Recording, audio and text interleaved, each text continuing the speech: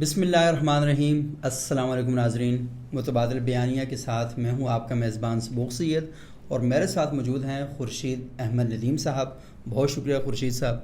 خورشید صاحب، جو پچھلا پروگرام تھا اس میں ہم گفتگو کر رہے تھے کہ سیکولرزم ہوتا کیا ہے، اور آپ نے مجھے یاد پڑتا ہے یہ بتایا تھا کہ سیکولرزم کیا ہوتا ہے، سیکولرائزیشن کیا ہوتی ہے، امریکہ کا سیکولرزم کیا ہے، یورپ کا کیا ہے، اور مشرقی ممالک یا پاکستان جیسے ممالک میں جو سیکولرزم کی تحریکیں ہیں وہ کیا کر رہی ہیں۔ یہ بات اپنی جگہ پر بڑی اہم ہے کہ آپ نے تعریفیں کر دیں اور بنیادی جو باتیں ہیں تفہیم کے لیے ساری آپ نے بتا دی ہیں۔ ایک سوال پیدا ہوتا ہے، جس طرح آپ بیان کر رہے ہیں تو وہ تو لگ رہا ہے کہ ہاں ایسے ہی ہونا چاہیے، لیکن پاکستان کا جو مذہبی طبقہ ہے وہ کھڑا ہو جاتا ہے کہ ہم سیکولر بے دین نہ بننے دیں گے پاکستان کو، تو وہ انڈیا کو جا کے بناؤ، یہاں مت بناؤ۔ تو انڈیا میں ہم دیکھتے ہیں کہ ہمارا مذہبی طبقہ جماعت اسلامی ہے، جمعیت علماء ہند ہے، دارالعلوم دیوبند ہے، اور وہ کھڑے ہو جاتے ہیں اور نعرے لگاتے ہیں کہ ہم انڈیا کا سیکولر تشخص تباہ نہیں ہونے دیں گے۔ وہی جماعتیں پاکستان کے اندر ہیں، وہ کہتی ہیں کہ ہم پاکستان کو سیکولر نہیں بننے دیں گے۔ تو یہ بتائیے گا یہ اہل مذہب کا یہ جو ابہام ہے وہ کیا ہے، اور دوسرا یہ بتائیے گا کہ اہل مذہب کو سیکولرزم سے مسائل کیا ہیں۔ اہل مذہب جب اس سارے عمل کو دیکھتے ہیں تو آپ اس چیز پہ غور کیجئے کہ ہمارے یہاں سیکولرزم کا ترجمہ کیا جاتا ہے لادینیت۔ لادینیت، بالکل۔ علماء یا ہمارا مذہبی طبقہ جس چیز کے خلاف ہے وہ لادینیت ہے۔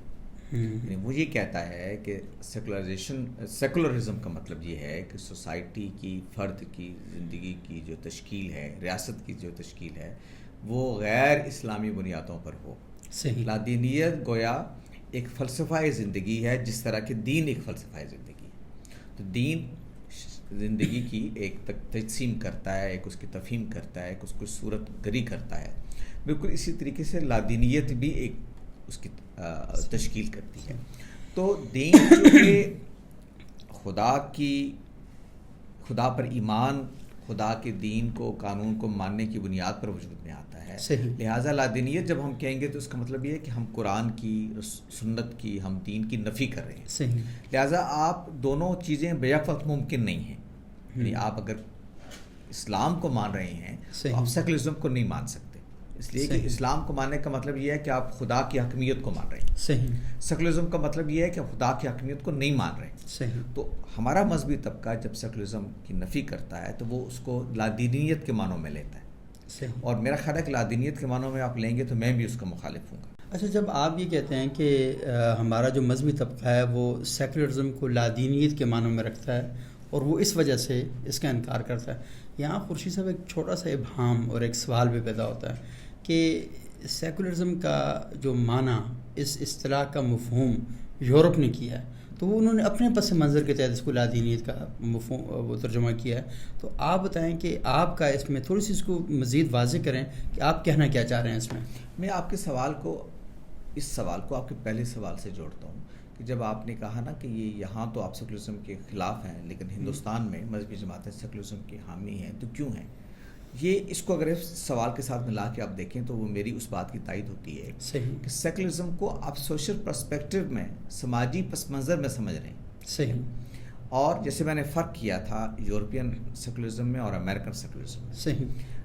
آپ جب پاکستان میں سیکولرزم کی بات کر رہے ہوتے ہیں تو آپ یہ کہتے ہیں کہ چونکہ یہاں کا غیر معمولی اکثریتی طبقہ، جو 97% آپ کے بقول مسلمان ہے، تو وہ اسلام چاہتا ہے۔ تو جب آپ اسلام کی نفی کر دیں گے، یعنی آپ یہ کہیں گے کہ لادینی نظام آ جائے، یعنی میں ان کے اصطلاح مستعار لے رہا ہوں، تو پھر اس کا مطلب یہ ہے کہ آپ ایک ایسی چیز لوگوں پر ٹھونس رہے ہیں کہ جو لوگ یہاں اس کو قبول نہیں کر سکتے۔ تو گویا آپ نے سیکولرزم کو ڈیفائن کیا پاکستان کے پس منظر۔ صحیح۔ اب بھارت میں چلے جائیے، بھارت میں آپ کہتے ہیں کہ اگر اکثریت کی بات کو مان لیا جائے تو اس کا مطلب یہ ہے کہ چونکہ مسلمان اقلیت میں ہیں تو وہاں مسلمان جو ہیں وہ خسارے میں رہیں گے۔ اچھا، اب کیا کیا جائے؟ اب پھر یہ کیا جائے کہ ریاست مذہب کے معاملے میں غیر جانبدار ہو جائے۔ صحیح۔ اور ریاست کا کوئی مذہب نہ ہو، یہ مسلمانوں کے لیے مفید چیز ہے کہ ریاست اگر مسلمان نہیں ہے تو وہ ہندو بھی نہ ہو۔ صحیح۔ کیونکہ وہاں ہندوؤں کی اکثریت ہے، تو اگر آپ اس کو ہندو بنا دیں گے تو پھر وہ مسلمانوں کی جو آزادی ہے وہ مجروح ہو جائے گی۔ تو آپ نے کیا کیا کہ آپ نے یہاں کے سیکولرزم کو اپنے پس منظر میں سمجھا، بھارت کے سیکولرزم کو اس کے پس منظر میں سمجھا. گویا آپ نے یہ مان لیا کہ ایک وقت میں ایک سے زیادہ سیکولرزم کی تعریفیں ہیں. صحیح. اور اس کی تعریف اس کے سماجی پس منظر کے ساتھ بدل جاتی. صحیح. اب اسی بات کو میں آگے بڑھاتے ہوئے عرض کروں گا کہ جب یورپ میں سیکولرزم کی بات ہوئی تو اس کے پیچھے کلیسا کا اور اہل کلیسا کا ایک رول ہے، ایک کردار ہے جو اصلاً سائنسی انویسٹیگیشن یا سائنسی تحقیق کے عمل میں رکاوٹ بن رہا تھا. مسلم تاریخ میں ایسا کچھ نہیں ہے، یعنی مسلمانوں کی تاریخ میں کبھی ایسا نہیں ہوا کہ مذہب جو ہے وہ سائنسی تحقیق کے راستے کی رکاوٹ بنا ہو. لوگوں نے کچھ فتوے وغیرہ دیے، مثلا ہندوستان کے ایک معروف عالم کا فتویٰ آج بھی لوگ نقل کرتے ہیں کہ زمین جو ہے وہ ساکن ہے، اور وہ کہتے ہیں کہ انہوں نے اس پہ بہت سارے دلائل دے رکھے ہیں. لیکن یہ فتویٰ جو ہے فتوے کی حد تک ہی رہا، آپ کی عملی زندگی پر اثر انداز نہیں ہوا. یعنی مسلم سوسائٹی میں سائنٹیفک انویسٹیگیشن کا عمل رکا نہیں ہے، وہ آگے بڑھا ہے. تو ہمارا تجربہ یہ نہیں ہے جو یورپ کا تجربہ ہے، اس لیے ہمیں سیکولر ہونے کی اس سینس میں ضرورت نہیں ہے. مسلمان ہوتے ہوئے بھی ہم گویا ساری اقدار کو لے کے چل سکتے ہیں، سائنٹیفک انویسٹیگیشن کو لے کے چل سکتے ہیں جو یورپ میں اور باقی دنیا میں ہو رہی ہے. البتہ ایک چیز اور میں آپ کے سامنے وضاحت کرنا چاہتا ہوں، وہ یہ ہے کہ یورپ کے اندر بھی جب انہوں نے یہ تجربہ کرنا چاہا کہ مذہب کو نکال دیں زندگی سے، تو اس تجربے میں ان کو ناکامی ہوئی. صحیح. آپ کے سامنے ہے کہ یہ جو اسلاموفوبیا ہے، یہ سارے چیزیں ہیں، یہ بتا رہی ہیں کہ یورپ کے اندر مذہب ایک کردار ادا کر رہا ہے. صحیح. اور آپ کے سیکولر سوسائٹی بنانے کے باوجود مذہب کے کردار کی آپ نکال نہیں سکے. صحیح. یہ وہ چیز ہے کہ جو خود اہل یورپ کو بھی نئے سرے سے سوچنے پر مجبور کر رہی ہے. اب یورپ کے اندر پوسٹ سیکولرزم کی بات ہو رہی ہے، یعنی سیکولرزم کے بعد کے دور کی بات ہو رہی ہے، اور اس میں یہ کہا جا رہا ہے کہ یہ جو سیکولرزم تھا، سیکولرزم بھی اصل میں ایک جبر بن گیا تھا. صحیح. یورپ کے اندر کہ گویا اس نے مذہب کی فطری جو اس کا رول ہے اس کے راستے میں رکاوٹ پیدا کر دی تھی. اب اگر مذہب سوسائٹی کے اندر، ریاست کے اندر کوئی پازیٹیو رول ادا کر سکتا ہے تو آپ اس کا راستہ کیوں روکتے ہیں؟ وہاں ایک اور طرح کی شدت پسندی وجود میں آ گئی، لیکن مذہب زندگی سے نکل نہیں سکا. یعنی جو یورپین ایتھکس ہے، جس کو ایون آپ ہیومنزم بھی کہتے ہیں، اہل تحقیق یہ بات کہتے ہیں کہ اس کی اخلاقی بنیادیں بھی مسیحیت کے اندر ہیں. صحیح. یورپ کے اندر آپ لبرل بھی ہیں، لیکن جس اخلاقی نظام کو آپ بنیاد مان رہے ہیں، ذرا آپ وہاں بھی سچ کو تو مانتے ہیں نا. جھوٹ نہیں بولنا چاہیے، کسی کی حق تلفی نہیں کرنی چاہیے، لوگوں کے ساتھ ظلم نہیں کرنا چاہیے. یہ ایک سیکولر سوسائٹی میں بھی آپ مان رہے ہیں نا. یہ اخلاقی اقدار کہاں سے آئی ہیں؟ یورپ میں بھی یہ اخلاقی اقتدار جو ہیں وہ مسیحیت سے آئی ہیں، یعنی مذہب سے آئی ہیں. مطلب یہ ہے کہ آپ مذہب کے کردار کی نفی نہیں کر سکے. مزید کیا ہوا، بہت سارے مسلمان نقل مکانی کر کے وہاں جا کے آباد ہوئے، اور یورپ کے خود اپنے جو نظام ہے، آپ کو پتہ ہے اسپین وغیرہ سارا، وہاں اسلام اس کی روایت کا حصہ ہے. تو سیکولرزم کے تحت جب آپ کہتے ہیں کہ ایک پلورلسٹک سوسائٹی ہونی چاہیے، تو اس پلورلسٹک سوسائٹی میں اسلام بھی موجود ہے. آپ اسلام کی نفی نہیں کر سکتے، آپ مسیحیت کی نفی بھی نہیں کر سکتے، وہ بھی موجود ہے، اور اب تو باقی مذہب کے لوگ بھی آ گئے. تو گویا اب آپ کو ان کو اکاموڈیٹ کرنا پڑے گا، آپ نفی نہیں کر سکتے جو سیکولرزم کے تحت آپ نے کیا تھا. یعنی ایک جبر تھا جو کلیسا کا جبر تھا، اس کے بدلے میں آپ نے سیکولرزم کا جبر نافذ کیا. اس کے بعد اب انہوں نے کہا کہ نہیں، پوسٹ سیکولر سوسائٹی بننی چاہیے. یعنی سیکولرزم سے آپ آگے بڑھے اور آپ نے مذہب کے پازیٹیو رول کو قبول کرنا شروع کیا. یعنی آپ بھی کہتے ہیں کہ سوسائٹی کا بنیادی سٹرکچر تو سیکولر ہوگا، یعنی غیر مذہبی ہوگا، لیکن اس کے اندر مذہب کے رول کو قبول کیا جائے گا. یہ ہے پوسٹ سیکولرزم. اس کا مطلب یہ ہے کہ خود سیکولر سوسائٹی بھی اس پہ سوچ رہی ہے کہ جو مذہب کا پازیٹیو رول ہے اس کو ہمیں نفی نہیں کرنی چاہیے، اس سے فائدہ اٹھانا چاہیے. صحیح. اچھا خورشید صاحب، یہ ہم دیکھ رہے ہیں، آپ نے خیر اس کو اشارتاً بھی اور بتایا ہے کہ جو یورپین سوسائٹی ہے، کیونکہ وہاں پر ایک کانفلکٹ پیدا ہو گیا تھا کلیسا کا اور سائنس کا، اور کیونکہ کلیسا کی نمائندگی مذہبی لوگ ہی کر رہے تھے اور کلیسا بھی مذہب کی علامت تھا، تو سائنس سے وابستہ جو لوگ تھے انہوں نے کہا کہ ہماری ترقی کی راہ میں یہ رکاوٹ ہے، تو اس کے رد عمل میں وہ لے کر آگے. لیکن ہم دیکھتے ہیں کہ ہمارے معاشرے کے اندر بھی، جس طرح آپ نے ہندوستان کے ایک بڑے معروف عالم دین کا تذکرہ کیا، تو انہوں نے کہا کہ زمین کوئی حرکت نہیں کرتی، زمین اپنی جگہ پر قائم دائم ساکن ہے. تو بحثیں تو ہمارے ہاں بھی موجود ہیں، کیونکہ ابھی دیکھیں کہ کیونکہ شاید ہماری اس بحث کا حصہ نہ ہو لیکن ملک بینک کا ایک تصور آیا، اس پر ہمارے علماء نے بات کی، سور کا دل لگانے والی بات آئی، اس پر ہمارے علماء نے بات کی، اسلامی بینکاری کے حوالے سے بات آئی تو پھر وہاں پر ہمارے علماء نے بات کی. تو کہیں نہ کہیں ہمارا جو مذہبی طبقہ ہے وہ بھی سائنس کی یا جدید ترقی یا معاشیات یا فکر کے خلاف وہ اپنا نقطہ نظر پیش کرتا ہے. اور پھر آپ یہ دیکھ رہے ہیں کہ لوگوں کی نوکریاں چھڑوا دی گئیں کہ آپ بینک میں جاب نہیں کر سکتے کیونکہ آپ کی کمائی حرام ہے. اور پھر لوگوں سے یہ بھی کہا گیا. اچھا پھر کچھ ایسی بھی کی نظام زندگی کے حوالے سے کہ آئین اجازت نہیں دیتا اسلحہ اٹھانے کا، لیکن ہمارے علماء نے کہا نہیں، آپ اسلحہ اٹھاؤ اور جا کے جہاد کرو کیونکہ جہاد تم پر فرض کر دیا گیا ہے اور قیامت کی صبح تک جاری رہے گا. تو یہ بحثیں بہت لمبی ہیں، میں نہیں چاہتا کہ ہم اس میں جائیں، لیکن بہرحال یہ کچھ سوالات ہیں، اس پر الگ الگ سے ہم بحث کریں گے. لیکن تھوڑا سا یہ میں ایک اصولی بات آپ سے اصولی بات.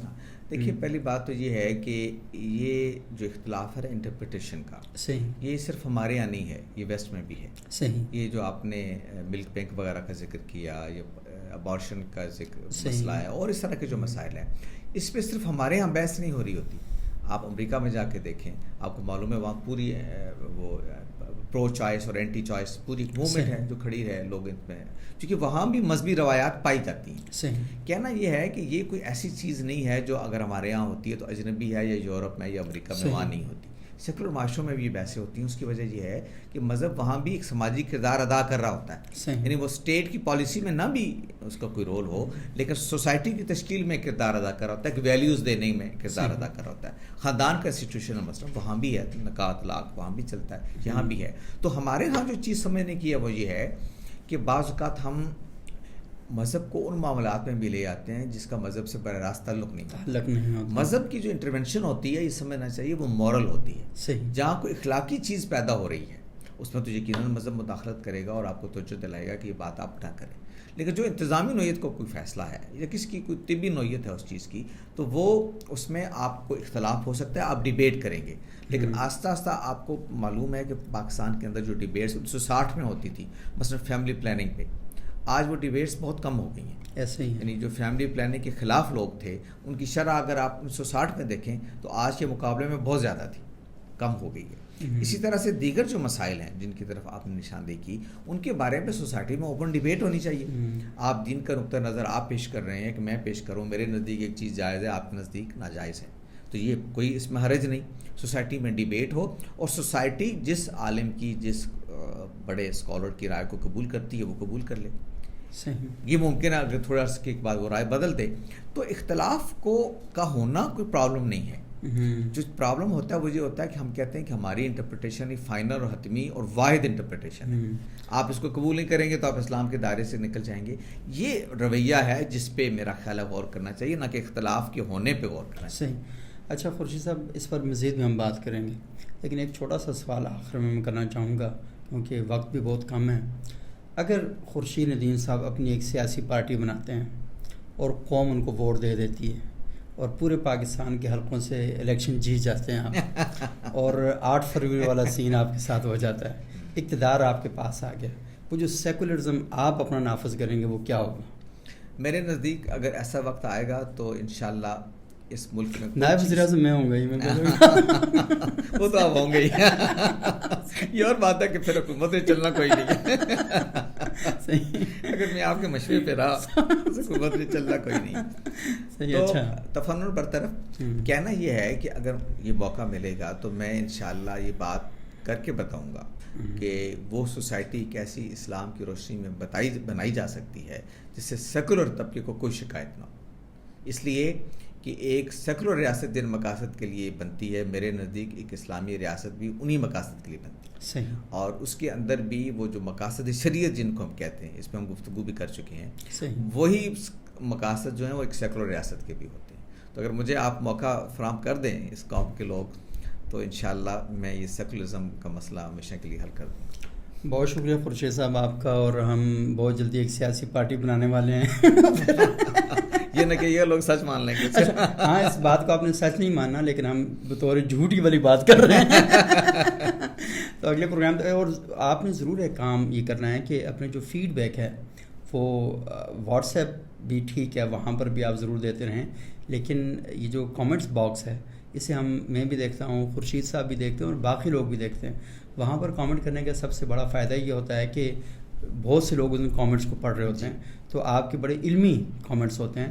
اس کا فائدہ یہ ہوتا ہے کہ باقی لوگ بھی اس بحث کے اندر شریک ہوتے ہیں، اور پھر جب ہم اپنے پروگرام میں ڈسکس کرتے ہیں تو وہ لوگوں کو پتہ چل جاتا ہے کہ ہاں یہ سوالات وہاں سے آئے تھے جن کو ہم زیر بحث. اور اس میں ہم ایک درخواست یہ کریں گے کہ سوال آپ شائستگی کے ساتھ کیجیے. ہاں، کوئی بھی سخت سے سخت آپ رائے رکھ سکتے ہیں، لیکن آپ یہ موقع دیجیے کہ وہ بحث آگے بڑھے.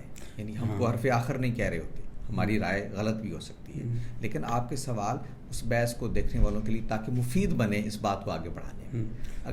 اگر ہم گالی دیں گے، برا بھلا کہیں گے، اس سے آپ کے جذبات کی تسکین تو ہو جائے گی، لیکن بات اور موضوع کی تفہیم میں کوئی فرق نہیں پڑے گا. کوئی فرق نہیں پڑے گا. اور پروگرام ہمارے کا نام ہے متبادل بیانیہ، اور متبادل بیانیہ کے ذریعے ہم متوازن معاشرہ قائم کرنا چاہتے ہیں. اور متوازن معاشرہ اسی صورت میں قائم ہو سکتا ہے جہاں پر ہم بیٹھ کے اختلاف بھی کریں لیکن بات چیت بھی کریں، اور اختلاف کے نتیجے میں ہماری سنگتیں ٹوٹے نہیں. اختلاف کے نتیجے میں ہمارے معاشرے کے اندر ہم کھانا پینا تعلقات ترک نہ کر دیں، پھر بھی آپس میں بیٹھیں اور اختلاف کرتے رہیں. اور جس طرح خورشید صاحب نے بتایا، گالم گلوچ اور گولی اور گالی کا سہارا لیے بغیر پیار سے محبت سے بات چیت کرتے رہیں. اگلے پروگرام میں دوبارہ ملتے ہیں.